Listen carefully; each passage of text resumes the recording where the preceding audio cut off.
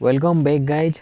Channel को checkout कीजिए and subscribe पहली है। तो कहानी की शुरुआत जो है क्लोई नाम की लड़की को दिखाते हुए शुरू होती है। किसी कारण की वजह से जो है क्लोई के माँ बाप उसे छोड़ गए थे 9 साल पहले, लेकिन अभी वो क्लोई को लेना चाहते हैं। क्लोई अपने माँ बाप से 9 साल अलग रहने के बाद जो उसका भी मूड नहीं होता है उसके माँ बाप के साथ जाने का। क्लोई की माँ, जिसका नाम है जेस, वो काम करती है अपने स्टूडियो में, क्ले से बूथ बनाती रहती है मूर्ति। जेस का एक क्लाइंट होती है जिसका नाम है टीना एंड उसकी एक छोटी सी बच्ची होती है। टीना एक लॉकेट देती है जेस को जिसमें कुछ आंख टाइप के ऐसे सिंबल बने हुए होती है। क्लोई का एक दोस्त होता है जिसका नाम है डैनी। डैनी कहता है कि एक मेडी नाम की औरत का जो है घर था पहले, अभी भी है वो। उसकी पुरानी वाली जो कहानी, यानी कि लोग जो कहानी बताते थे, उस कहानी के हिसाब से जो है उस घर के बाहर, उस घर के दरवाजे में कोई भी ऐसे 2 बार नॉक करता है तो वो मेडी जो है वो आके ले जाती है अपने विक्टिम को। इसके बाद जो है ज़बरदस्ती डैनी क्लोई को ले जाता है उस मेडी नाम की औरत के घर के पास। तो सबसे पहले जो है डैनी नॉक करता है, उसके बाद जो है सेकंड में क्लोई नॉक करती है, लेकिन कुछ होता नहीं है। रात के टाइम में जो है डैनी अचानक से उठ जाता है क्योंकि वो कुछ अजीब सी आवाज़ सुनता है अपने घर में। दरवाज़ा नॉक होता है। डैनी किसी अनजान औरत को देखता है कुछ सेकंड के लिए। ये अनजान औरत जो है वो ऐसे डैनी को कहता है भागने के लिए। तो अभी क्लोई जो है वो वीडियो कॉल करती है। डैनी कॉल को पिकअप कर लेता है, लेकिन होता क्या है कि वो अनजान चीज़ जो है डैनी को खींच लेती है। क्लोई समझ नहीं पाती है उस डैनी के साथ एक्चुअली हुआ क्या, क्योंकि उसको दिखता ही नहीं है। कुछ सेकंड के लिए वो बिजी हो जाती है।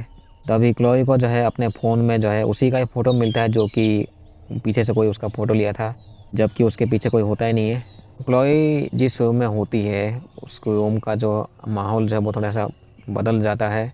क्लोई देखती है कि कोई अनजान औरत जो है वो बेसिन से जो बाहर चली आ रही है। ये देख के वो कहीं भाग जाती है क्लोई। इसके बाद होता है क्या है कि क्लोई जो है अपने घर में चली आती है, यानी कि जेस के घर में। क्लोई के डैड, जिनका नाम होता है बेन, कॉमनली वो घर में होते नहीं है क्योंकि उनका कोई ऐसे बिजनेस वाला काम होगा या फिर ऑफिस वाला काम। इतने सालों बाद जो है क्लोई अपने घर में आ चुकी थी। क्लोई की माँ जेस वो सूप देती है क्लोई को, लेकिन सूप के अंदर जो है एक दांत नहीं दिखता है क्लोई को। रात के टाइम में होता क्या है कि जेस सुनती है कि क्लोई जब रो रही है। जेस उस रोती हुई आवाज़ को जब पीछा करती है तो वो देखती है एक औरत जो है चाकू से अपना गला काट के मार देती है बुरी तरीके से अपने आप को ही। लेकिन ये सपना होता है।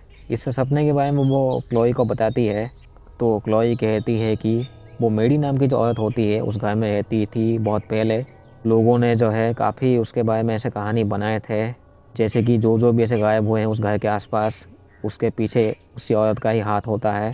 अगर उसके घर के दरवाजे को अगर आप 2 बार नॉक करते हो तो वो आपके ऊपर जो है हावी हो जाती है ठुकाई के लिए। आपके आगे पीछे वो घूमती है अगर ठुकाई करनी होगी बुरी तरीके से तो। लेकिन लास्ट में एक ही चीज़ मिलती है उस विक्टिम को, यानी कि मौत। अगले दिन जो है फिर से जेस काम करती है टीना के उस मूर्ति के ऊपर। टीना जब क्लोई को देखती है तो वो डर जाती है। टीना कहती है कि क्लोई के ऊपर कोई बुरी साया है। घर में डिटेक्टिव ब्रॉडमैन आते हैं एंड यही जो है वो केस संभालते हैं इस पूरे सिटी का। वो इसलिए यहाँ पे आए हुए होते हैं क्योंकि डैनी मिसिंग होता है, जो कि अभी तक नहीं मिला है। डिटेक्टिव ब्रॉडमैन कहते हैं कि 10 साल पहले एक माइकल नाम का जो लड़का है वो भी कहीं गायब हो चुका था। उसके दोस्त लोग जो है वो इल्ज़ाम लगाए थे उस मेडी नाम की औरत के ऊपर। माइकल एंड उसके दोस्त लोग जब वो उस दिन जो है कंटिन्यूसली ऐसे नॉक किए थे उसके दरवाजे में, जिसके वजह से जब वो पागल हो के अपने आप को मार दी थी। क्लोई को अभी लगता है कि कुछ ड्राइंग्स देखने के बाद वो जो मेडी जो है वो मे भी कोई पोर्टल खोली है दूसरी दुनिया की, और मेडी के ऊपर मे भी कोई सिंबल होगा। पहला नॉक करने से वो जो डीमन है वो उठ जाता है। दूसरा नॉक करने के बाद जो है वो सिंबल वो डीमन देता है अपने विक्टिम को, जिसकी ठुकाई बाद में हो ही जाती है। मेडी ने अपने आप को इसलिए मारा होगा ताकि अपने आप को वो आज़ाद कर सके। अगले दिन होता है क्या है कि स्टूडियो का जो सामान होता है वो एक तरीके से तबाह हो जाता है, यानी कि कोई तहस महस कर देता है एंड नीचे लिखा हुआ होता है सीज माइन। रात के टाइम में जेस देखती है बाहर एक लाल कपड़ा फाउंटेन के ऊपर। घर के अंदर जो है क्लोई उठ जाती है कुछ आवाज़ सुन के। जेस जब घर में लौटती है तो देखती है कि दरवाज़ा जो है बंद है, एक्चुअली खुला हुआ था। लेकिन जब वो दरवाजे के पास जाती है तो दूसरी तरफ से कोई ऐसे धक्का दे के ज़बरदस्ती दरवाजे को बंद करने की कोशिश करता है। घर के अंदर कोई अनजान चीज़ आ चुकी थी जो कि क्लॉई को कही होती है कि यहाँ से भागो।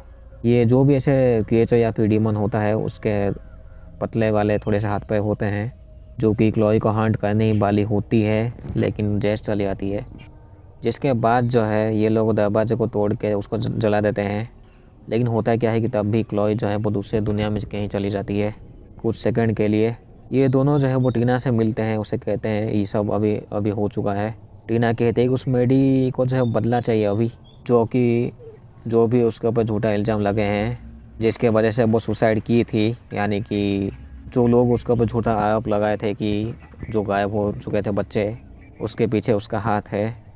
लेकिन टीना कहते हैं कि जिसने भी ऐसे माइकल को ऐसे किडनैप किया था उसके बारे में हमें पता लगाना होगा कि कौन किडनैप किया था या फिर वो कैसे गायब हो चुका था।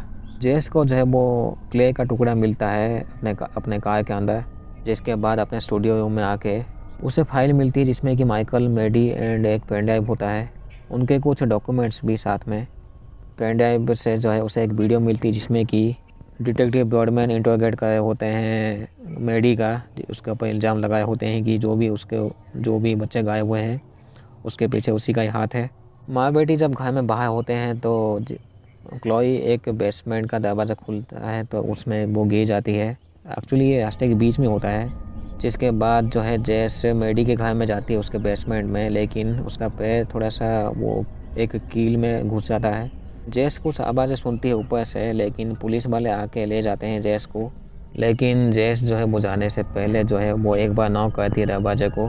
अभी क्लॉई मिसिंग हो चुकी थी तो ये लोग जो है जेस को शक करते हैं एंड उसको जेल में रख देते हैं।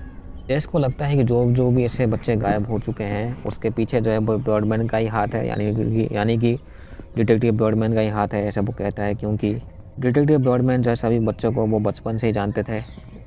जैसे कि जेस को चोट लगी हुई होती है तो वो उसका खून का इस्तेमाल करके दीवार में कुछ लिखती है एंड किसी को बुलाती है वो। जिसके बाद जो है जेल का जो दरवाज़ा जो है वो जंगल में खुलता है। जेस उस जंगल में चली जाती है, यानी कि वो उसे दूसरे दुनिया में आ चुकी थी अभी जेस। डिटेक्टिव ब्रॉडमैन देखता है कि दीवार में लिखा हुआ था कि तुम्हें पता है कहाँ पे ढूंढना है। जेस डेफिनेटली इस जंगल में क्लॉई को ही ढूंढेगी। जेस किसी अनजान लोगों को देख के वो फॉलो करती है। क्लॉई एक केज में होती है, वो देखती है माइकल को, वो डीमन आके माइकल को खा देता है साला। जेस जैसे तैसे क्लॉई को बचा के यहाँ से भागते हैं तो असली दुनिया में जो है डिटेक्टिव ब्रॉडमैन उस दरवाजे को नॉक करते हैं, यानी कि मेडी के घर के दरवाजे को, एंड घर के अंदर चले आते हैं। माँ बेटी उस दुनिया से चले तो आते हैं, लेकिन डिटेक्टिव ब्रॉडमैन को जो वो डीमन खींच लेती है उस घर के अंदर। इनके घर में जब वो बेन आ चुका था, लेकिन बेन के ऊपर कोई हमला कर देता है। क्लॉई कहती है कि जो माइकल जो है उसे डीमन ही ले गया था क्योंकि मेडी ने ऐसा किया था। डिटेक्टिव ब्रॉडमैन जो है वो हम सबको बचाए थे उस मेडी से। लेकिन अभी होता क्या है कि जेस को जो है वो सिंबल मिलता है उसके गर्दन के ऊपर, एक्चुअली छाती के ऊपर, जो लॉकेट दिया था टीना ने उसके थ्रू। इसका मतलब ये है कि इन सभी चीज़ों के पीछे जो टीना का ही हाथ होता है एंड टीना ने ही हमला किया था बेन के ऊपर।